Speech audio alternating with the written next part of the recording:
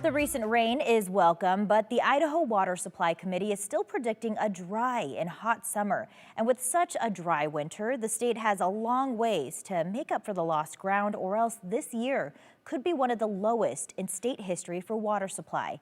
Our Andrew Bartline followed the Water Supply Committee meeting today. And Andrew, we've heard that every little bit helps, but just how much has the wet April weather helped us?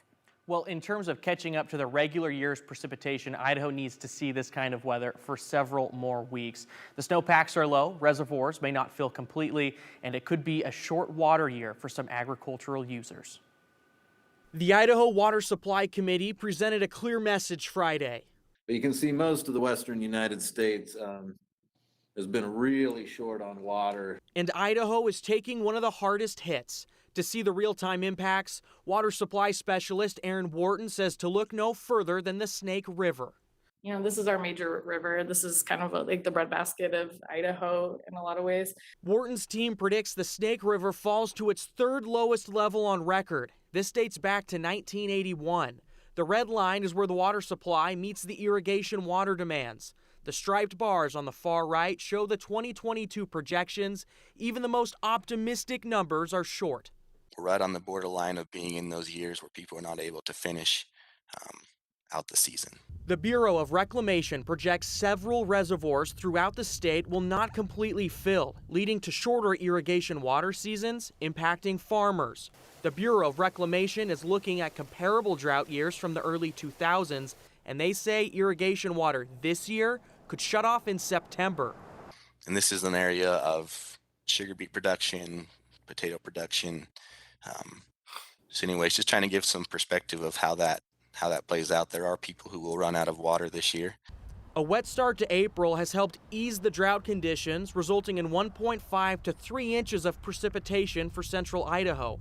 However, the Idaho Department of Resources hydrologist David Hokema says the area is still behind 9 inches of precipitation compared to a normal year. We've got quite a bit of precip here.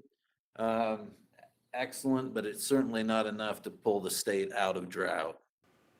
With a dry summer projected on the horizon, of course, any precipitation is good because the Water Supply Committee fully expects there to be impacts from this drought in the coming months. The rain and snow help, but it's a long uphill battle to get out of these drought conditions. All right, excellent, but not enough. Thanks, Andrew. And let's bring in meteorologist Bree Eggers now. She joins us now. And Bree, you know, on the news at 4, you were comparing this to getting that drink of water after running a marathon. It helps, but it's not enough. You run the whole race and you didn't stop at any of those water stations. You get that glass at the end of the race. And yeah, it's a little bit too little, too late. Just looking at the Boise precipitation for the first half of April, we know how active it's been. You've had to have your umbrella and your rain boots, even your winter snow boots on standby through the last couple of weeks. Even Bogus is reporting 38 inches of fresh snow since last Sunday.